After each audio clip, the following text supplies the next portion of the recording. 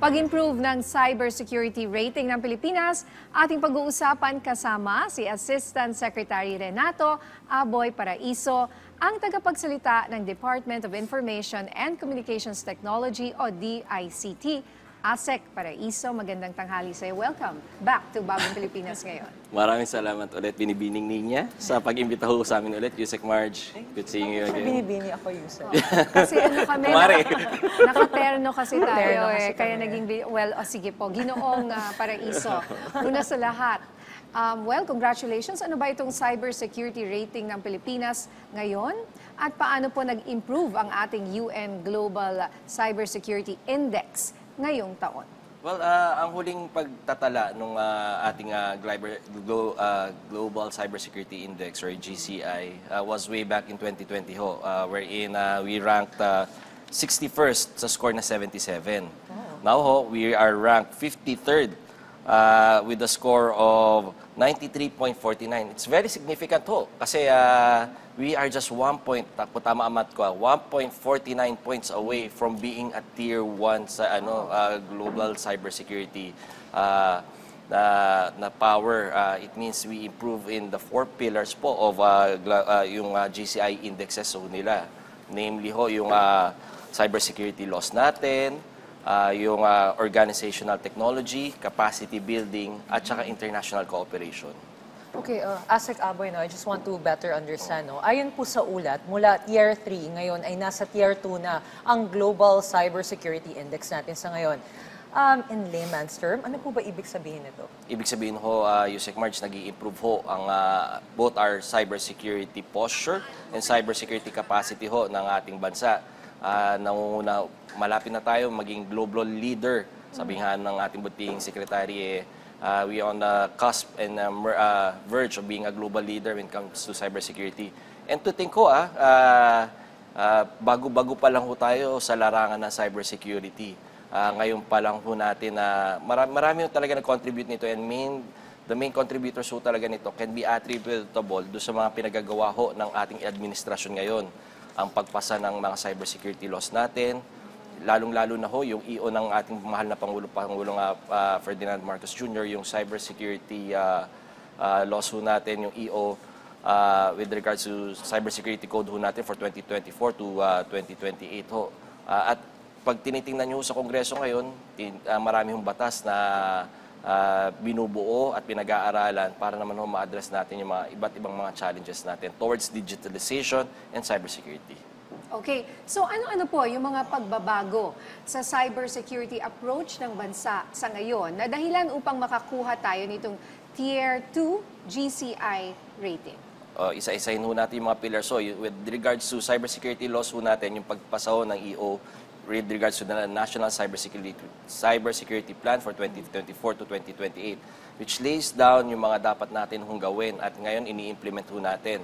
Pagdating naman ho do sa technical organization, ito ho siguro yung pagbuo ho at saka talagang pag-revamp ng mainly the department that handles cybersecurity and the ICT ho. With the great, tapos ho, marami tayong cooperations with other agencies na nasusolidify na naman ho natin. At pangatlo ho, yung capacity building natin. Marami hong programa ang DICT when it comes to upskilling, capacity building, and we are at par. Kung hindi ho talaga, ito ho yung nagiging problema talaga yung mga kababayan natin sa Pilipinas. Kinukuha na ho ng iba't ibang mga bansa na para ho maging IT professionals and cybersecurity professionals ho nila. And lastly ho, yung international cooperation. And I don't want to sound like defending yung mga pinagagawa ho ng mga tao natin, especially with the leadership of our secretary. Pero ito ho ang bunga ng mayat-mayang pakikipag-usap, pakikipag-dialogo, pakikipagtulungan sa iba't ibang mga counterparts natin sa ibang bansa. So, I think with ito, payagan niyo ako na papurihan naman yung mga kawani natin sa DICT, lalo na ang ating secretary. With all the intrigues at binabato sa kanya, he just sat quietly. Pero ito ho ang bunga ng mga pagkikipag-usap niya sa iba't ibang mga kaibigan natin, mga like-minded countries natin. At yan, nag-improve yung cybersecurity index natin. Okay. So gawa lang talaga at hindi lamang salita, no? Tama. So Asek Aboy, no, na-mention mo nga kanina na 1 point something na lang, maabot na natin ang Tier 1. So ano po yung mga hakbang ng DICT upang makakuha naman tayo ng Tier 1 rating nga na yun? At gaano po kalaking tulong ang pagpapatupad ng National Cybersecurity Plan 2023 to 2028 upang makamit ito? Sagutin ko una yung pangalawang part ng tanong mo, Yusek Marge. Malaki yung tulong talaga yung pagpapa-enact ng National Cybersecurity Plan ho natin. It's one of the one of the 4 indexes na ginagamit ng United Nations para i-rating yung mga bansa. So that falls under Pillar 1, yung cybersecurity laws ho natin. So at ito po, pangalawang naman doon sa tanong nyo, marami pa hong batas na nandito sa Kongreso ngayon na sana maipasa natin. Malaking tulong din ho siguro yung pagpasa ng Public Service Act natin which liberalizes yung stakeholdership ng iba't ibang mga foreign individuals that would like to invest at mostly the investments come in the form of either power and number 2, yung ICT technologies ho natin. So, eto, tuloy-tuloy ang pag-upskill natin doon sa mga tao natin. And hopefully, malabot natin yung Tier 1 within the next rating ho natin. Which is what, next year? Hindi yun naman ho eh. Parang ang huling rating natin is na 2020. Hopefully, every 2 years or 4 years, maabot na natin yung Tier 1 na yan. So, in terms of manpower, sabi nyo nga, you're continuing to upskill and then yung iba lumilipat na ng ibang bansa. Paano po yan? Do we have enough people? Kasi di ba kung yung mga nurses nga umaalis, ito rin, I'm sure yung ating mga IT experts. Taho, talagang malaking challenge sa ating pamahalaan. Lalo na sa pamahalaan. Kasi sa private sector na nga lang challenge na yan eh. Yung brain drain na tinatawag natin eh. Yung mga kawani natin, lumilipat na ibang bansa for greener pastures. And we understand that. Sa amin naman sa DICT, we shifted our focus na yung mga current members ng ating government, imbis na mag-recruit tayo from the outside, ina-upskill natin, tinitrain natin. And hopefully, we appeal to their sense of patriotism na they're doing something good for the country. Yun talaga yung gagawin natin. At marami pa tayo, again, there are a lot of things that are underway. Again, we always would look towards international cooperation. So we exchange of ideas, exchange of technologies, and hopefully we get to that Tier 1 na rin ho talaga na UN rating natin. You mentioned mo nga, di ba, yung brain drain nga, no? Meron po ba tayo mga programa ngayon sa DICT para maging incentive para dun sa mga tinitrain natin ng mga skills na to not to leave the country?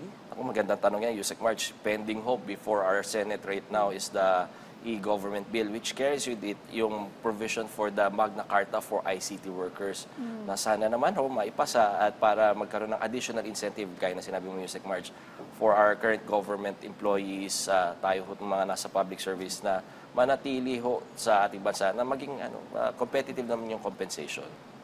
Bakit magkano ho ba ngayon? Mababa ho. Actually, nakikipagtulungan tayo sa DBM kasi marami ng posisyon ngayon na obsolete na. Isipin nyo, may mga data encoders pa tayo, may mga so we'd like to scrap and build new positions para naman. And hopefully, makikipag-usap din tayo sa ating mga kagalang-galang na mga mambabatas na there would be certain exemptions. So, kasi for example, and the reality is, most of the magagaling na hackers na gusto nating employ, hindi formally educated. So, hindi sila papasala doon sa civil service law natin. So, we would like to get some exemptions doon sa civil service law natin. No formal training kasi. Wala talaga. Under the civil service. Pero sila yung magaling, ano? Yung mga nahuhuli natin ngayon.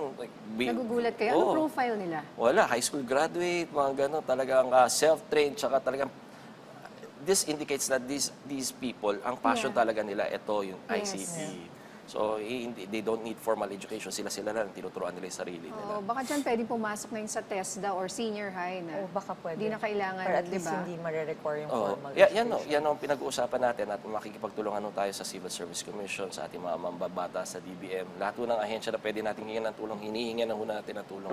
Curious na ako, yung mga nahuhuli nyo ba, let's say na high school graduate, baka ino-offera nyo ng trabaho later on? Bawal yun. Bawal ba yun? Or ang pwedeng maging programa, sige, hire ka namin, but you have to complete college degree within a certain period.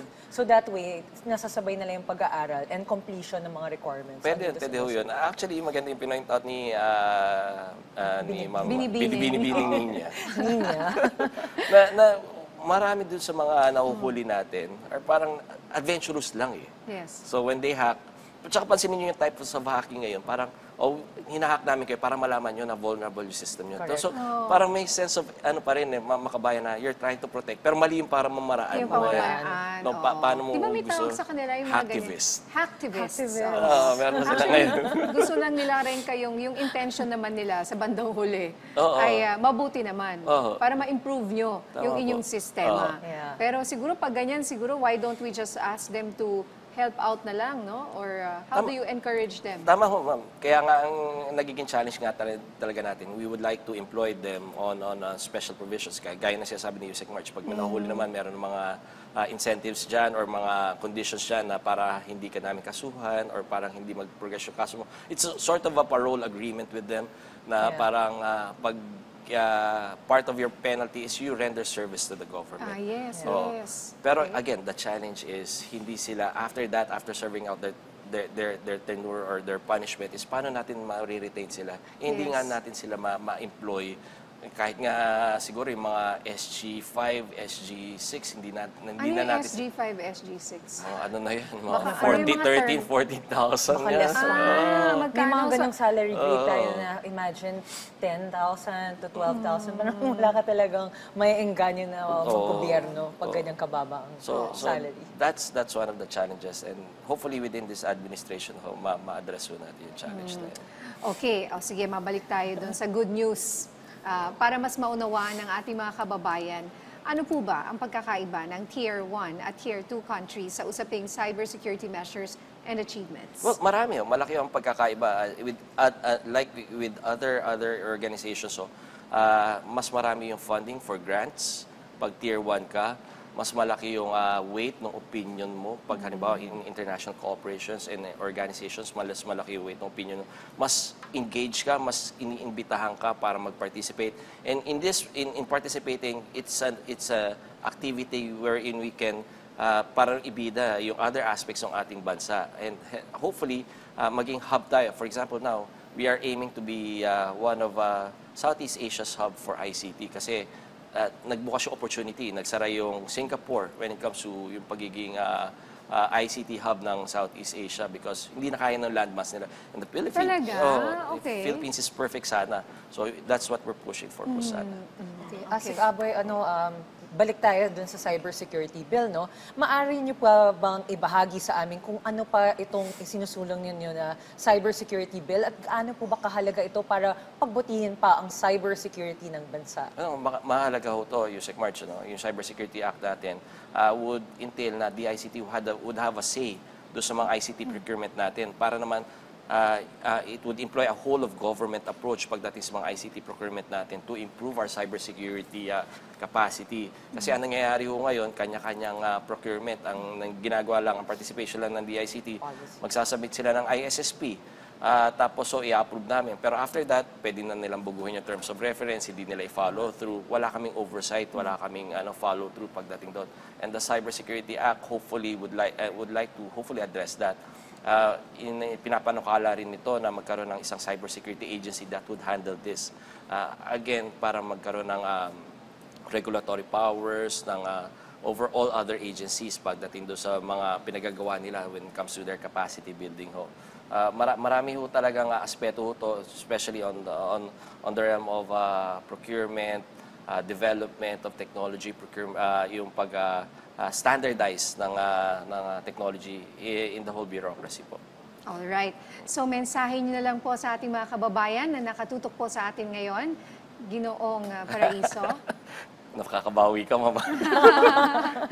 Sa ngalan ho ng aming kalihim, Secretary Ivan John Iuoy, nais ho naming pasalamatan lahat ho dahil ho itong tagumpay ng DICT ito, hindi lang ho attributable sa amin, kundi sa inyo na rin ho lahat. At makakaasa ho kayo na ang inyong DICT ho ay parating nandyan at nagtatrabaho para sa inyo. Kahit kulang-kulang na ho yung mga oras namin, yung manpower namin, at hindi na kami nakakatulog, nandyan pa rin ho kami para sa inyo. Alright, maraming salamat po sa inyong oras, Assistant Secretary Renato Aboy Paraiso, ang tagapagsalita ng DICT.